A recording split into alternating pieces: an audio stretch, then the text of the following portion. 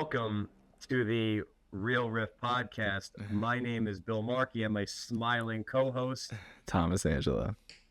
And we are here this week on Zoom again. Pretty soon we'll be together as we review the in about a month, ending the Chicago International Film Festival. So stay tuned for that. We'll dive into that pretty soon. But today we are talking about The Long Walk, the latest movie from Francis Lawrence, the screenplay by J.T. Molnar. Yeah. Molnar. I think it was the way I wrote it. It's based on the novel by Stephen King, produced by Roy Lee, Stephen Schneider, Francis Lawrence, Cameron McConaughey, and it stars Cooper Hoffman, David. I say his last name. Johnson. Oh, Johnson. I ordered it. Johnson. I just wrote it weird. Great start. Garrett Waring and Tut Nyat. I don't know exactly. Tut Nyat. Is that right? Tut Nyat? I would think so, yeah. I mean, it might be. Right. Cinematography by Joe Williams. It's music by Jeremiah Frades, produced by Vertigo, distributed by Lionsgate. It just came out September 12th. It's got a runtime of 108 minutes. What is it about? It is about, well, it's obviously based on the novel by Stephen King, which is an annual event, which is a grueling contest in a totalitarian. I cannot. I mean, we're obviously going to keep this opening, but I'm just like not pronouncing things correctly. I'm on 1 hour sleep. You get Totalitarian. Future America, where 100. In the book, it's actually teenage boys, but I guess they're young adults, I would say. Yeah, they're young adults, and it's 50 in this because they're representing like each state, and they just walk without stopping, no finish line. Yep. Until there is one left. And if they fall below 3 miles per hour and they miss the 3 warnings, then they just get shot. Which I think they called getting their ticket. Yeah. And I forgot a big name to mention, Mark Hamill. And the budget was $20 million, and right now its box office is almost $12 million. And I just got out of that. I just got out seeing it from just a few hours ago. When did you see it? I saw it Friday night. Friday? Yeah. Start us off. What did you think? It's a really great film. I'm gonna be honest, I haven't really watched a lot of Francis Lawrence's movies. I've actually never watched the whole like Hunger Games series because he directed those. But I will say, I really am a fan of J.T. Molnar because I loved his last film was Strange Darling, which that was a really interesting movie. I saw that about a year ago now, and that was kind of like a take on the slasher genre, not like the slasher genre, but like kind of, it was an interesting horror film. I need to see that still. You should see it. It's very good. But he wrote and directed that, so the screenplay coming from him is very interesting. And this film, I didn't know what to think of it at first because I really liked it. And as soon as David Johnson popped up, and especially Cooper Hoffman, I love Cooper Hoffman. Like Licorice Pizza, Saturday Night, Cooper's great in those. I mean, obviously it's a Philip, but he's amazing. But David Johnson. Wait, that's Philip Seymour Hoffman's kid? Yeah. Cooper? I don't think I've seen him in anything. Dude, you got to watch Licorice Pizza. Paul Thomas Anderson. Yeah, that's on the list. Oh shit. I know what's his name from Alien. David Johnson. Yeah, oh my god. So David Johnson, he's also in this famous like London bank show called Industry. Right. Which is still on, like that's huge. But yeah, he was the best part of Alien Romulus, like 100%. Like he made that movie so much more watchable. But the only thing I could think while I was watching it, like these two guys, like in 20 years are going to be absolute stars. Like we're just going to be seeing them in there, especially David Johnson, in my opinion. He's just going to be an absolute fucking, he's so good in this film. I can't wait until it's my turn to talk, but keep going. Ethereal in this film. But I would say for the first 30 minutes, a little past the title card drop, which great title card drop late into the film. Yes. That was really cool, especially after that like grisly death. When I felt it coming, I was like, oh shit, they're dropping the title now. Like, oh, yeah, damn. That was really cool. But the moment, and not getting into spoilers yet, but there's a moment, I would say about 30 minutes in, where a lot of action happens really fast and it's really emotional. This movie starts to pick up the same magic that The Shawshank Redemption and especially like Stand By Me, which are both Stephen King adaptations, have. It just starts to harness that same sort of Stephen King weird mystical like magic energy, and from that point on, it's just like an electric film. So I'm a big fan of this. When we get in the spoilers, I'll touch on my one little issue with the film, but I had a great time with this. I don't want to say great time because it was really dark and upsetting, but and the only thing I would want to mention before we even go further is Judy Greer plays Jenny, the mom. Yeah. In superb, subtle performance from her. One movie that this reminded me of as you were talking is Warfare, where we saw, for a few reasons, Mm-hmm. for me at least, Yeah. a young cast of men who were like, okay, this is the future of Hollywood. Mm-hmm. We have our handful, like the same way we had, I'm drawing a blank on Johnny Storm's name. Joseph Quinn, Will Poulter, Charles Melton. Yep. Yeah, they're all in there. Like we had some young guys, heavy hitters, like the Black Hawk Down type of cast. We were like, oh, Hartnett, Tom Hardy, all these young guys are going to be a big deal one day. And it's a movie just like Warfare. I'm so invested in these guys and their relationships with each other. And it's a movie that doesn't have a lot of settings. It's just like you're just following with them through this. Yeah, the settings are very basic. Yep. Through this horrendous endeavor that they're going through, forming this band of brotherhood along the way, where life and death is heavily on the line in a military style. It really actually reminded me of Warfare a lot. And the way I felt, like Warfare, the way it was a gut punch, this just beat me over the head with emotion. And it's like at first, I shot my car review and posted it on our Instagram, and I was like in silence. And during Warfare, I got emotional, but this was the hardest I cried in a movie in 2025. My theater reaction was insane. I'm going to try to keep this quick, but first off, people need to get the fuck off their phones in theaters, because there was a guy to my left in the first row who was on Instagram when the movie started and opened up Instagram, I would say at least 15 times during the film. Yeah, it's bullshit. Just like checking reels. His phone lit up because he was watching. He was on reels? Yeah, he was just watching reels. But anyway, man. Besides that, I heard people sniffling their tears in. I saw two women when something was going to happen go like this, like literally waving like that. And I legit crawled into a fetal position in my chair and hugged my knees. And I couldn't stop crying during this movie.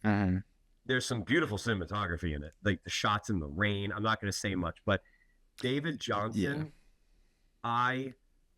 he does his facials when he's looking at Cooper and he's just doing this, and he's talking about his back. You just did it. Like and he's doing like, and he's got the backstory. He's like, I'm with you, man. He's like, you know why I got these? And I was literally like this, shaking in my chair. And at different points, I was like, fuck. I was grabbing my seats. I saw women like literally moving. Like, and the seat, I actually told my mom, because she almost went with me to this. Man. And I said, good thing you didn't go. Because especially the scenes with the son and the mother, like would have been with your mom. I was thinking about my mom. Yeah, I was thinking about my mom. I still don't know what to rate this movie. I'll find as we go along. I love this movie. I will say this right now before we go further, and I'm standing by it. It's not just because I'm in the afterglow of the movie. My favorite performance of 2025 in any film, TV show, or anything is David Johnson in this movie. Okay. He made me feel with his facials, his body language, what his character did, what his character didn't do. I was like, this is my favorite performance. It could be topped by The Rock or Leo in a couple months because of those movies, or Sydney Sweeney. Leo next week. Yeah. I'm like this during the movie, like this is my favorite performance of 2025 so far. Wow. Like I can't say enough good things about this. I'm glad you enjoyed that so much. And sorry, afterwards, I'm taking a piss in the men's bathroom. I got two guys next to me, older white guy, younger black guy, different demographics, and we're next to each other. And I went, that was fucked up. And they started laughing. And I said, I cried hard. And the one guy was like, I'm glad I'm not the only one. Like there were Aw. people just like stopping in the lobby to talk about it. And the three of us walked out of the bathroom like, that was fucked up. They're like, yeah. I'm like, I cried. Well, yeah, I cried. Like literally, like it was a very silent but strong theater reaction. So it was very communal. That's Very how communal. that is how the theater experience should be. Mine wasn't really like that. My reaction to the movie was very visceral though. There's 3 times where I actually had to literally turn away from the screen and not look at what was happening because it devastated me too much. I was It's doing this a little bad. bit, but I made myself look at it. Yeah, and there's a couple issues I have with the film, but like in terms of like keeping the filmmaking fresh in what would otherwise be a very boring environment is very effective in this film. There's a lot of choices that are made in terms of angles and Yeah. juxtaposition with the weather and how characters are feeling, but it comes from the writing, it comes from the characters, because we don't get bored because the characters are so interesting. This film is just characters telling stories. Yep. That is all this is. It's banter, stories, and opinions from a bunch of characters, and that's all coded in this. And this is why I think it's a little bit different than Warfare, because it is that brotherhood. The theme of the film is love, right? Right. Love over revenge, love over violence, love over everything. Love is the answer. That's kind of what this film basically is. Very cliche Stephen King theme, but what changes it is, especially from Warfare, is the competitive nature of these men know there's only one winner. Yeah. So sure, they can build brotherhood, and that is what it is about. It's like the love surpassing that violence, that competitiveness. But that angle there, that especially a lot of the other men have, apart from like our main group of, I'd say like 4 or 5 characters that we really follow, that angle is still there. There's no brotherhood being built. It's competition, it's violence, it's survival of the fittest. And to me, that is a very accurate portrayal of America today. Yeah. It paints a very accurate portrait of America thematically through the characters and through the situation, really. But especially coming off the heels of this really strong political violence in our country this past week. Yeah, what a time frame for this to come out days after Charlie Kirk. What a time frame, because this film is directly speaking to that. Literally. Yeah. That's literally what this movie is really speaking to. Yeah, I really enjoyed how they were able to convey the themes and the, more deeper messages about America and a portion of America through not only the filmmaking, but through the characters and how they embody that. And this goes layers and layers down. I mean, to the performances, how you were saying David Johnson's body language. His body language is insane. And there's a couple moments that I want to touch on in deeper detail when we get into spoilers. But this movie made me, I was already sad. I'm not going to get into politics here or anything, but the Charlie Kirk thing, it made me sad about the current state of affairs in our country and how violence is the answer. I don't care if you're, Democratic or Republican, violence is not the answer. We should not be celebrating violence. And this film kind of made me stay in that mindset. I was already upset about what happened, but this made me even feel more upset because especially the ending of this film is a very dark portrait of what America is. Oh, that ending. We'll get into it in much deeper detail, but if I would say, like, if you're in the mindset like where you're very upset about what's happening in America right now, I would still say this film is worth seeing, because this film really doubles down on how like violence is not the answer. We cannot be using violence to justify anything in this country. But I will say, like, a lot of trigger warnings going into this film. Like, I think it is a very upsetting experience, especially in the current political climate. I just think it's so interesting that this film has come out in a time where political violence is at a full-time high, not even just in America, in the world. Yeah. It's upsetting, but it's almost ironic that it did. And I wish this movie had a stronger marketing sense, because if this film was blowing up right now, because it's not really blowing up, but if it was, what a time for this film to blow up, and what a message that this film is, really screaming loudly that needs to be heard in our country. I'll leave it at that. And where it was more so like some of the, not like it directly reminded me of warfare, but it was just I think it was like the way it made me feel in terms of like the atmosphere and whatnot, just sitting with these guys in these basic settings. And it's just interesting because they're being tracked down, well, not tracked down, but they're being followed by the military, who are just there to, do it. Not gonna get into it, but like if they're just there with a gun to their heads the entire time. Right. But the interesting, like, the thing about this film is, and it's what I give the film credit for, is like, it's so interesting because there's this competition where they all know it's got to come down to one. But the way that they do still form this brotherhood, it's surpassing. That is what we need in our country right now. That's what we need. And that's where they reminded me of, like, just a very loyal group of soldiers together. Like, they would start calling each other like the brotherhood or a brothers or whatever. The musketeers. Through us here. Even, not getting into it too much, but one character literally does something we see in military movies where he takes his chains off and he's like, make sure my grandmother gets these, like, that's literally the shit that you see when the guy's like, I'm not going to make it, Sarge, make sure my wife, like, but it's coming from these guys who are just young adults lost in the world that want a better world. And they're technically, they should be enemies. And even the one is talking about like life back before this, what he wants life to be after. Like, they're doing like this military jargon, but they're not military, and they're just, they're out for themselves, but then they come together. They even do one for all for one chance. I do get where you're coming from. I didn't really get maybe the military vibes as much as I got, like, these are young adults who are, to me, essentially kids who have been through the fucking ringer, and they are just literally sharing their fractured opinions on the world. Like, to me, I saw more like broken children in the bodies of young men, and that's what made it very upsetting, Yeah, especially when David Johnson gets into his thing. Yeah. Do you have anything? When do you want to? Do you have anything more you want to say from a spoiler-free perspective? No. Okay. I kind of had my recommendation before, but I do really recommend you go see this in theaters. This is a very polarizing and interesting film to be coming out when it's coming out. Yeah. It's a very interesting time that we are in. And I think this film will make you feel things that you may already be feeling in our current climate. But we can move into spoilers now.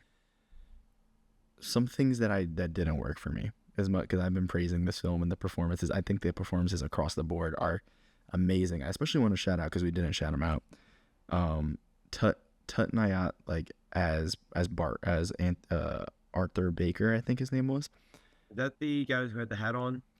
No, the chains, the cross. Oh, right, yeah. He's a good actor. I've seen him in some stuff. He's only been in one other film, The Witcher Blood Origin. What? Yeah. Oh, so then there's another actor he looks like. Yeah, so boy, do I this is like one of his first ever performances, and does he hold his own. He has a doppelganger in Hollywood. There's an actor that he looks like. He looks like he could be like Mahershala's son. Dude, I saw it. I'm like, I like that guy. I've seen. Wow. Okay. Yeah, no, this is one of his first roles ever. So very great performance for him. Shout out to him. He held his own. His death is so emotional. And what's really interesting is the filmmaking conveys it in a very emotional way. We kind of see his death from the perspective of Cooper Hoffman's character, because he falls back and Cooper keeps walking. We keep the camera on Cooper, and the image starts to get blurred. Yeah. It was kind of rack focus, and then that's your film school term. But rack focus. Yeah. But that like the way they were able to convey his death from Cooper's perspective, because Cooper's not fully seeing it. We don't fully see it. We see a blurred image, because that's kind of how Cooper's hearing it. Yeah. Or I can use his name. What was his name? Raymond Garrity. Yep. Yeah. To me, that's another just great filmmaking choice. they could have shot that a million ways. The way they shoot it is conveying exactly how the character is feeling it, because all Raymond hears is his voice, so we get the distorted image. This is conveying things like that are very interesting. But I also wanted to shout out Ben Wang, who plays Hank Olsen. Yes. So one of his other major roles was he was in that new Karate Kid movie, which I didn't see. I don't think I got the best reviews. He's fucking great in this film.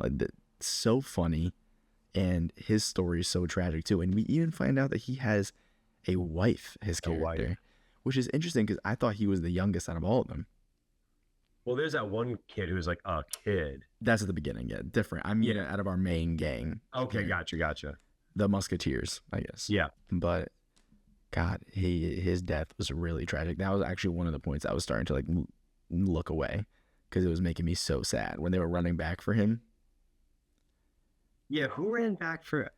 Was the guy? Arthur runs back for him, right? And then Ray runs to get Arthur. Really sad scene, but I just wanted to shout out those two performances because they were also great. Charlie Plummer as Barkovich too, who was kind of like the pseudo antagonist of the film beyond Mark Hamill. Oh, dude, did you get nervous when he was holding the spoon and holding on to it? I was like, yes. Is he just gonna? That's what I was worried about. I knew something was gonna happen with the spoon. They were focusing on the spoon subtly. There was a woman like yelling next to me. I heard her go to like her, and she was like doing this, like she's like, no. I saw her hands going to the screen, and she was like telling her friend, like it didn't bother me. I was like, fucking awesome. Like that's the reactions that we should be getting out of movies. You know, it's that makes me really happy to hear. Mm-hmm. But his suicide scene is very interesting. I mean, I just feel like he's kind of like an underexplored character a little bit. Like some of the characters we don't get the time to really explore them. And I feel like Barkovich is one. Like I wanted to know more what's making him tick, what makes him this like very psychopathic tendencies. Like I want to learn maybe a bit more about his history. And usually in these films, like I want things to be expressed visually, but when you have a film where it's just characters talking, you can kind of get away with exposition, you know? Yeah. I wanted to learn more about him. I especially wanted to learn more about Stebbins, the son of the Major. That's a very late reveal in the movie when he's. Can I jump in on something? Yeah. There is something in me. I'm like, I literally thought I go, is this early on for some? I was getting vibes. I literally thought I go, is he related? Is he like a plant? Is he working with the military? I'm like, something's off. I'm like, I literally thought I go, there's a connection. The Major's reaction to him is interesting, you know. Yeah, there was like vibes. I was like, no, he's not just one of the regular ones who. Mm-hmm. Yeah, I had. That's when he's like, that's my dad. I'm like, okay, yeah, all right, that makes sense. Very late stage reveal, and he was like all at once with that character. Yeah, his death didn't really hit for me that much, just because. Me too. We didn't get enough time with him to build it up. Yeah. Regardless, that's like a minor thing. Another interesting visual choice that foreshadows. When they're giving out the numbers, Raymond, everybody lets them have the numbers put on them by the military. Raymond grabs it from the guard, and that's an interesting foreshadowing moment because we come to learn that he's there to like end the long walk and to kill the Major. Again, that's just communicating characters' motives visually, and not through just what they're saying. And that's something I always like to point out because I feel like people don't appreciate that enough. Those choices are important. And I'm assuming when you talk about that one scene where things just gets crazy, it's the uphill. It's the uphill. That's when I'm like, whoa, this movie is tapping into some sort of magic right now. I was like, whoa, this is insane.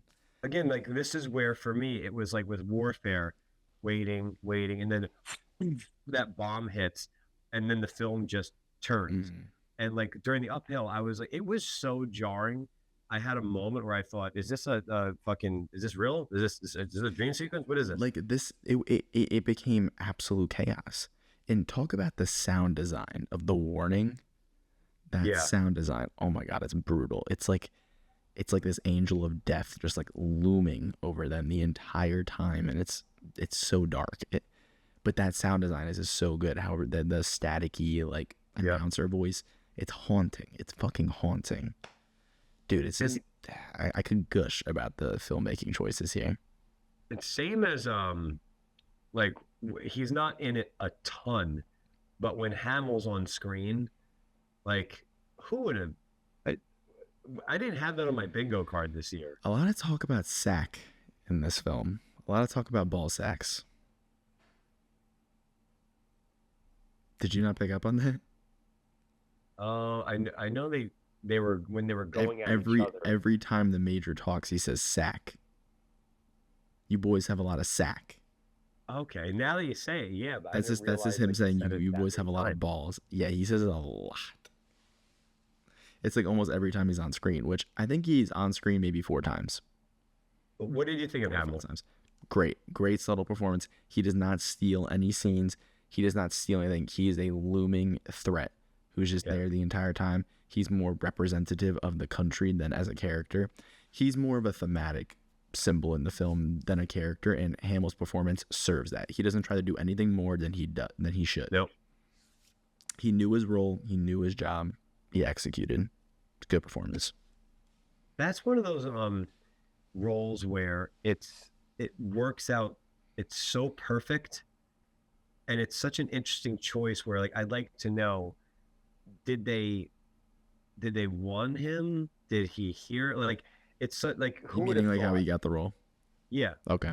It's just there was a movie recently I was just watching where I'm like, man, what a perfect. Oh, this is gonna sound weird. You know what hit me recently? Just yesterday, one of my favorite movies of all time is The Emperor's New Groove, and I literally thought to myself, where? And I've been watching the movie for 20 years. It's one of my favorite Disney movies ever. I know it's a weird right turn for a second, but I remember I appreciated the way I watched Downey and Tropic Thunder, where I'm like, people don't appreciate this role as much because it just gets overshadowed by the comedy. Mm-hmm. Last night I was like, who the fuck thought of Eartha Kitt to play Yzma? This is one of the best voice acting of all time. And like, I'm sure you could go down the rabbit holes for these like rules and like find out. Hamill's one of those where I'm like, where did they get? How did he get like? Because there's some guys that always get those roles. Like Arlie Ermy was always getting this was an interesting choice. Like he doesn't have a very large frame. He's not that tall of a guy, but he has like this stoutness to him. This manliness that's like unchecked that like he shouldn't have, but he's still able to embody it with confidence. It's a very interesting Do you think they kept him covered to take away from the distraction of it being like Mark Hamill, Luke Skywalker? You know what I mean? I just like him not taking his glasses off. That's more representative of like, oh, this character's embodying a theme or is representative of a whole rather than a character. We never see his eyes. We barely see him outside of any other military garment. He literally wears a fucking executioner robe, not like a robe, it's a rain jacket, but it looks like an executioner robe at the end. Good call. Like, yeah, I didn't think about that. The major doesn't even have a name. His actual name is never stated. So, even in the letter, I think it just says the major or like something like that. Like he does not have a name. He's representative of a whole rather than a character, and Hamill knew that. You know, that makes sense. But like, what a fucking awesome, and even just those chilling scenes when what you said about the warnings to add to it, it's the audio, and then the idea that person's just walking with the gun, like, and they're just that person has to like watch the military guy or girl with that gun. And when Ray has 3 warnings and the gun is just at his head, I was like literally holding myself, you know. Yeah, like I got nervous there. And they definitely they foreshadowed the ending with David Johnson saying, I'm just going to sit, take a seat when the time is ready, and just go that way. And I guess I fell for it. I thought, okay, so he's definitely going to die this way. So when he sat, the movie threw him for a loop. I didn't see that coming. I think in the book, Ray does survive. Okay, because I didn't see it coming where he was going to get him up. I thought, oh, this is what he said he was going to do. For the theme here, and for painting this portrait of America, it was important that Pete was the winner. I'm gonna Yeah. I'm gonna touch upon my two issues with the film now, because one is a filmmaking issue and one is where the movie ends I didn't like. But we can get into it. One, for the filmmaking, some of the gore effects didn't look great to me, and I could tell it was a lot of CG. Like, Like the especially blood being blown out of the head. like when it's really on screen. When you don't really see it, it's more effective. I actually think the less gore in this film, it would have worked the better. Like, it would have hit harder to see their bloody feet or the guy's broken like ankle or Oh, things like that. Yeah, God, that visual. that visual was hard. But to me, I didn't like when there was a lot of blood viscerally on screen. Like when the kid gets shot and you see it go through his cheek, that didn't look good.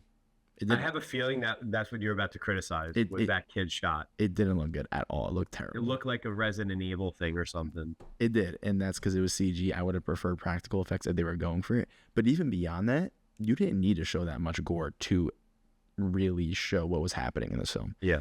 Subtle gore would have been a better choice. It wasn't the point. In my opinion. Exactly. It would have been a better choice. I don't want to see shit like that. Like, to me, that was excessive, and no, it wasn't needed. My other issue, I don't like the ending, and I really mean visually. I don't like the visual of him walking away. I have to get on a tangent here. I like that Pete's the winner, and I like that because he's all about this brotherhood. He's all about the theme of love. He's representative of the people in America who have this optimistic, mindset and want to have good change in the world. Ray's death is representative to me of us as a country failing people who are optimistic and having them change to the opposite side, thereby killing their optimism. And that's what we see with Pete. When Ray dies, it's like he loses his brother, and his entire mindset about the world changes in that moment. And I really love the visual of Ray's dead body, everyone cheering, America the Beautiful playing, and the fireworks going off. It is so dystopian and really paints the portrait of America that I feel like we're living in today, where we celebrate violence, where we celebrate death, where, like, I mean, people were celebrating Charlie Kirk's deaths online, and like, this is what I was thinking of when I'm watching this. Like, this is who we are as a country right now. Yeah. And I think the film should have cut to black when he asked for the carbine. We didn't need to see him kill the major. I thought that looked bad personally too, and I don't like the shot of him walking away at the end. I thought that was corny. It should have cut to black when he asked for the carbine, because in that moment, it's the full character change from beginning to end of Pete, and that is representative of a lot of people today in America. So I liked the ending shot because of, I guess that's a very simple approach here, but what he said earlier in the movie about finding the light in the darkness. Mm-hmm. And when he's walking, I mean, we understand he's dead, but, well, I mean, I took that visual as when he's walking, like they killed him for executing the major. And I took it as, it doesn't really matter. Right. Well, I took it as, see, it's really interesting because I took a little bit of the ending only for him, not like a representation of, I just actually zeroed on the character and something he said earlier, where he had the perspective of when he was talking to Ray, he talked about finding light in the darkness. And the ending visual of him walking into the dark, but the street lights are up. I personally took that image of he is descending into the darkness. He's literally dead, but I guess I didn't. I took they it didn't. As like, they didn't focus so much on the streetlights that I thought that was an implicit choice. Wow, it's interesting. I thought that it was a bit of a win for him because, one, he wanted to die anyway. No. I think that's completely wrong in my opinion. I don't know. Let me finish. I'm not disagreeing with you that I'm wrong, but I'm just saying, like, I looked at it like really simply, though. I admit I looked at it from a simple standpoint. The guy wanted to die. He carried out Ray's, thing of killing the major. And to me, the last shot of him walking into the darkness into his death is he's still like, now you're making me self-conscious of my fucking take. No, But no, like with don't. no, I know. I just completely disagree. No, you only looked at me and told me I was letting it wrong. But but I Oh looked at man. the last shot as like, oh, he's dying with that mindset where he's still finding the light in the darkness. That's how I took the street lights, because that scene If is that's what you want to black, take. and the only light is where he's walking towards. I don't know. He lost his light when he killed the major. That is the cycle of violence in America being perpetuated. He lost the light there. As soon as he saw Ray's body and the fucking acting from him of him crying and screaming while the fireworks are going off, and especially America the Beautiful playing in the background, it was just really eerie. It was so dark. And yeah, that makes sense. with the fireworks, his light went out in that moment. Him killing the major is him becoming a part of the problem in America, and that's what the whole theme of the movie's about. It's like you take someone like him who's been through the ringer, who still has a positive mindset about the world, who's still trying to find light. When Ray sees his mom, he literally grabs him and says, "Let me tell you about my scars." Like he's trying to change. Like he's a good dude. Him killing the major is him just restarting the cycle that the major started himself. And that's why the ending's so bleak. It's not a happy ending whatsoever. This just means the long walk's gonna keep happening under somebody else, and it's the cycle. What the movie's really trying to teach us is the cycle of violence in America is wrong. You know, it's not right. It needs to be changed. The movie is the death of Pete McGreeves, morally, and not even morally, more just mindset perspective. And that happens to a lot of people today in America. Think about a lot of people who are celebrating Charlie Kirk's death. To me, that's already somebody who's gone, you know? Right. And that's what this movie's really tapping into, the way I see it. Yeah, I'm not gonna lie. I really hope a lot of people don't watch this episode of our show or listen to it, because this was the episode where I lost like all credibility after I had my No, answer. And then you had you can I could say you're wrong and disagree with you. Your opinion's still valid. I didn't even think of the streetlights. I But know. I did. I just looked at it. no, but you're paying attention to those small details. That's a good thing. That's what filmmakers want you to do. If we made this, like, I even like the that shot of he's looking up to the bright fireworked sky, but then the rain's coming down. Like, even the idea Yeah, it's there's not just a lot going on there. it's not just like a night. It's just, again, like there was a lot in that ending where it's like the light and the darkness, which is the thing he talks about earlier. The Yeah. darkness, the lights, those lights are haunting, because there's the darkness of the sky, but then Mhm. there's the light of celebration versus what was just going on. And for me, the ending scene, I don't know, I had a weird cathartic look at it with the street fucking lights. Nah, I don't take it as a happy ending. Yeah. But I think it should have Happy wasn't the right word. I should Yeah. have said happy. But it shouldn't have. I think it should have cut to black after he asked for the carbine, because that's the full character change. Like Right. it ending on that note, I'm like, wow. And then imagine it cuts to credits and America the Beautiful still playing in the background. Like imagine how dark that would be. But see, that's how like my filmmaker brain's working. I'm thinking about how would have I done it? You know? It's funny. I think so many people would have probably had my simplistic reaction if he ended with the carbine, like that don't have that, like, not as if they're like not fortunate, but I feel like some people would be like, oh, I guess he carried out his friend's mission, like, unless you're really thinking about it.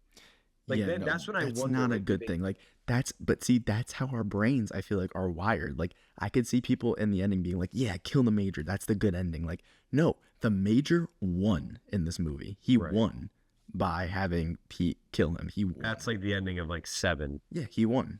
Yeah. His vision for America is going to be continued because of what Yeah, Pete I did. never took that as, oh, the long walk is over. I'm like, well, they're not done. No.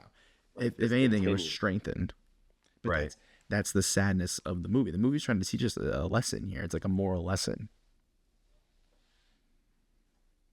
Ooh. Yeah, no, honestly, like if this was like this is what I think of the ending of the long walk, change my mind. No, you completely changed my mind. Oh, really? Like, Did I? yeah, I have no problem saying like, Like, I don't have to die on a hill. Like, if you legit say something that makes more sense than what I had in my head, like, I'll gladly change my mind. Like, I've done that with other podcasters where I'm like, oh, yeah, nah, that makes more sense. Okay. Like, and no, what you said makes 110% sense. Okay, no, I'm glad I can enlighten you, I guess, a bit more on it. And what I meant by the military thing was not like they reminded me of the No, military. I agree with that, like that brotherhoodness, and especially comparing Yeah. it to warfare. I think that's an amp, like that's a good comparison. I actually agree with you. And it was just like, but the thing that just hooked me with this movie is like, where have I seen? Like, there's been a lot of things, some different movies in 2025 where I've said this statement where I'm like, man, I can't compare this to something else. Like, I should, but I really can't. And like, I'm trying to think of a film where these guys come together and they become so vulnerable with each other, but at the same time, they're technically enemies. Like, I'm like, where have I don't know. Yeah, Like, it's reminiscent of Stand By Me, which is another Stephen King novel. You don't have the enemy or competitive nature in that film. yeah, That's what makes this movie very unique. But to me, that's kind of how America is. You know, we have, like, when you go to your day job, that's your coworker. You're both fighting for the promotion. right. This whole thing is a portrait of America to me. And no, that makes sense. And going below 3 miles per hour is just giving up. It's suicide. Right. It really, when you really look at it, you could really look at this movie on a very deeper level. Yeah, no, that's true. And it's funny that one death of the kid, that was the moment where it's like, I knew nobody was safe, but starting off with the child got me. I was like, that is a fucking strong way to start this Just setting off. the tone. I just didn't like the violence like that. Like, that didn't need to be that harsh to get that message across. That's why that scene going up the hill where you just hear it. And you could feel Yeah. how much death is around, and it just feels so jarring. Like, but that really is a scene where I'm like, yo, this movie is tapping into some fucking otherworldly magic right now, where I'm just like locked in, you know? And Cooper Hoffman during the one death, I don't know who it is, where he just shakes. He's like, yeah. I don't know. I don't remember whose death it was, but there's just these moments, like these images, just these still images stuck in my head from that film. That's one of them. David Johnson just looking at him and talking about, I was crying during the scene where he's talking about his scars. I was losing my shit. I was losing my shit when people were getting killed. And then it was effective. And it was even the moments when they're just talking to each other. And that was like, I'm like, when is the last time I cried at, like, and I cry easily at movies, but where two characters are just being vulnerable with each other. I didn't full on cry because I was next to a bunch of people that I knew, but I was keeping it back. Like, I was welled up. Oh, dude, no, I was literally like, I put my hand up. Take it for this. If I was alone, I'd probably be like sobbing. I was wondering, I was like, if Tommy was here seeing this with me, I'm like, he would, because I wouldn't have held back. I can't. You would have literally seen me. Like, and then I started thinking of like friends of mine. Like, what if that was us? I thought of you. I thought of my buddy Steve. Where I'm just like, when I'm looking at Cooper, it's fucked up, man. Like Cooper and David. I was literally thinking of like, what if that was like Tom? What if that was Steve? Like, and I'm walking with them, but like one of us has to die. Like, it's just, and the way that they stay, like, some of them really stick. And I just kept, that was the challenge thing with the movie for me. I was like, at one point, are they going to be like, I'm out for myself? And we saw who was, but even people who were like that, like, changed. I know. I mean, for the core group. Yeah. Like, even the dude with the long hair, I think he was Native American. Like, he was like, awesome. He was sticking with them. Like, his death, like, some of those. He runs and like shoots one of the guards, if I remember right. Yeah. Yep. He pulls the gun and he gets shot in the stomach. The violence is so much more powerful though when it's in the background and you just see like the little splatters of blood, like, you know it's effective, but like the on-screen like crazy gore was not needed. His death was good though. They shot him in the stomach and he came up like, they were, well, that was them trying to set an example of like, don't fuck with us, like, we're gonna let him bleed out. And there was that one guy, that one image where they just crushed the guy's legs too. Yeah, see, that felt like, all right, was that needed? Like, that wasn't needed. It wasn't needed, but it got me. I was like, oh. Yeah, but like, I think that takes away from it a little bit. In my opinion, it takes away. Like they're going for too much shock value, taken Yes. away from the story. Yes. I guess it just didn't hang on it long enough for it to do Gore that. is something that needs to be used right. Yeah. No, that makes total sense. It's not That- something just to play around with, unless you're like a gory horror film like Terrifier, where you can play around with it as much as you want. Like you're coming to see the gore. Yeah. That's not what we're here for, you know. That scene where he runs up to his mom towards the end. And someone's And David- apologizing. Yeah. Oh God, and David Johnson. I know we're just recalling just some. Again, there's visuals in this movie that I took with me, like when he's walking in his shoes with his bloody socks, like Mm-hmm. David Johnson looking up at the rain, like just there's these so many like just 11 by 17 posters in my head from this film, and there's the one shot of them. I thought it was beautiful. I think it was just the two of them, Cooper and David, walking right towards the end. And like it's raining, it's very dark, but the light is illuminating behind them. Yeah, that was a beautiful shot. I agree. I was like, that's the fucking shot of the movie for me. Mm. Like, yeah, I hear you. it's so weird. Like I didn't know how to feel about I know I loved it, but like I still felt like weird. Well, do you want to get into the Riff rating? Yeah.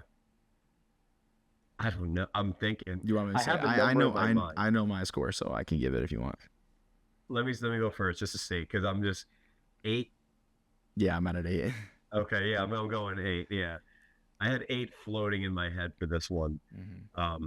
What do you think, real quick? So it's 11.5, so pretty much maybe like 12 by now million on a budget of 20. Do you think this is like a word of mouth movie? I hope it is. I honestly don't. I don't know for this one. The marketing wasn't that strong. I mean, listen. The marketing was strong enough that my dad and my mom both saw the trailer. I know that it must have been somewhat strong enough if it was hitting those notes. There's good, Because if my mom and my dad bring up a movie to me, you've done something right. Because some clients might have brought up I saw the thing with the treadmills in the movie theater and they made critics walk. Like, Yeah. there's some stuff that That felt like definitely the out only there. fun part of the marketing, though. Yeah. And in this day and age, you gotta hit like the weapons marketing. I mean, look at that. But I don't think it'll be as strong as a word of mouth as weapons. I think this could take more of an Eddington path. I hope it doesn't. I hope that this film is seen. Hasn't it by more people. outgrossed Eddington? Eddington may think like 4 million its first You know, weekend. it definitely it's definitely gonna make more money than Eddington. I just mean more in terms of like we could rave about the film and tell people word of mouth, try and get people to see it. Sometimes it just isn't enough. Yeah. But I do think this has the premise going for it. It has a similar like very hooking presence as like weapons. That's what I thought. That's yeah. what this has going for it. So I could see that pipeline happening. I don't know. We'll kind of have to see. Maybe we could talk about it in a later episode. I agree. No, I actually thought like maybe this is like another premise movie. We heard like Kevin Smith talk about these things that are, how to pull people back into the theaters, and he brought up weapons and like that premise with The premise was enough. The premise meeting with the word of mouth, it just creates like a bomb. Yeah. You know? I'm really curious to see what this does in its second week. Like I'm very curious if this is. I mean, Weapons still has like as at my theater Cinemark today, it still had 2 showtimes going. Like and Weapons is streaming. Like 3 of my clients saw last week. One of my roommates just saw Superman here. Superman still had some showtimes here. It's Yeah. it's 2 months. Yeah, That's like crazy. and 3 of my clients all saw Weapons last Tuesday. I was thrilled. Really? Yeah, actually, one little side note, just to, so I told him, I said, I don't want to tell you who, but there's a character from Weapons I'm getting tattooed on me, and I don't want to give it away. So after the movie ended, my client, Debbie, texted me, she goes, Gladys, and I was like, bingo, and I sent her the artwork that I found that I want to put on my arm of Aunt Gladys. Do you want to And- show? You want to show on the camera what artwork? Oh wait, you're on your phone. No, it's on my phone. Okay, yeah, we could show it at a But- later date. Yeah, I found it on Instagram, and I was even looking for it. crazy. Saw it. But then, like, my other client, Calvin, because I have, like, a couple Batman tattoos, Mm-hmm. and he thought it was it was he was like, oh, the Batman logos when Brolin's sleeping in the bed. I was just like, that's predictable, but no. That's funny. Oh wait, there was a laugh that got me in. No, never mind. It wasn't this. I was thinking of a different. Never mind. I'm thinking Peacemaker. I fucked up. Okay. I laughed really hard at something today, and I thought it was no, The Long Walk. I didn't laugh. It tried to get me to laugh a couple times. I couldn't even laugh. Well, we're at an 8 for The Long Walk. I really suggest you go see this. Very, very interesting movie to be talking about in terms of our current political climate.